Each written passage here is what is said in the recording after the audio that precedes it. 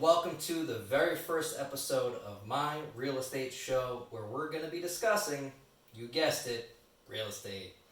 Today's episode, we're going to be discussing purchasing a home during quarantine. Right? As all of you know, there are many hurdles to navigate when buying a home on a regular day.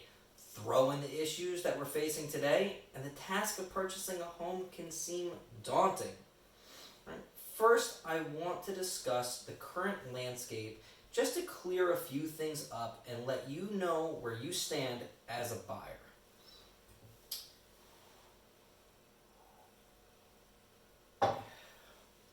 State regulations are pretty clear and have prohibited agents like myself from conducting in-person showings.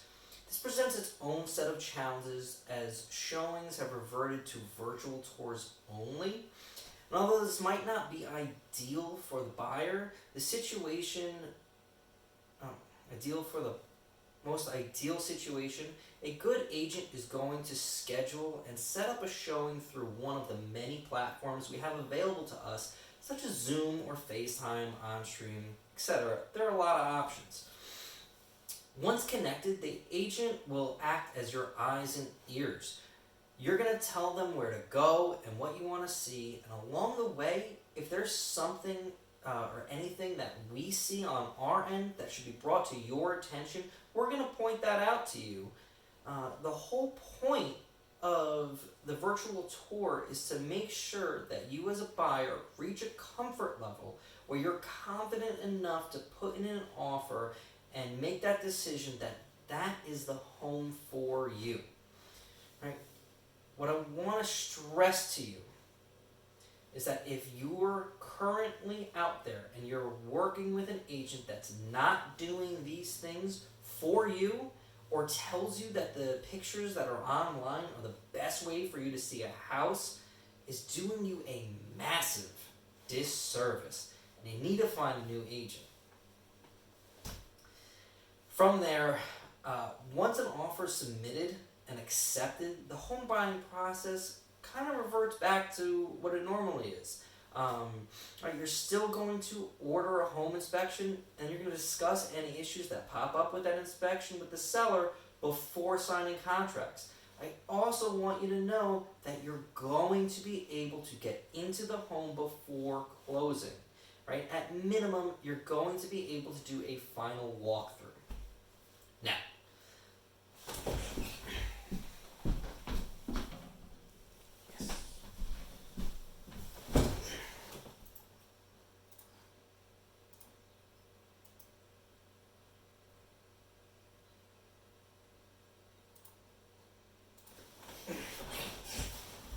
Now, let's discuss the current market and how it affects you as a buyer.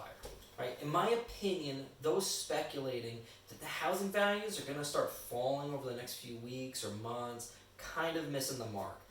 The government is still pushing mortgage rates down. Nationally, as of last week, they were 3.23% for a 30-year fixed, which favors buyers. However, because of the current showing restrictions, the inventory for homes, of new homes for sale has dropped drastically. 43% nationally, which has actually helped grow home values 1.6%. Now, while the inventory of home values, has dropped, the buyer pool has also decreased a little bit. Unfortunately, many people have lost their jobs during this pandemic and no longer qualify for the mortgage that they were trying to get. This is both good and bad news for the remaining buyers who are still qualified. Since the buyer pool has decreased, there's a lot less competition out there for you. This means a better chance that sellers are going to be accepting an offer quicker, and buyers are not dealing with as many competing offers. The bad news is that the other buyers that are out there are serious and are taking advantage of the current times. They're moving quickly and making serious offers because they know another house might not come on the market for a while. All right, let's talk influx and why I think home values are not going to be dropping in the near future. As the state opens up and showing restrictions are lifted, there's bound to be an influx of new homes for sale, right? So we're going to see an increase of homes on the market. However, people are also going to be going back to work, pre-qualifying those buyers that lost out on their mortgage when this all happened, increasing the buyer pool.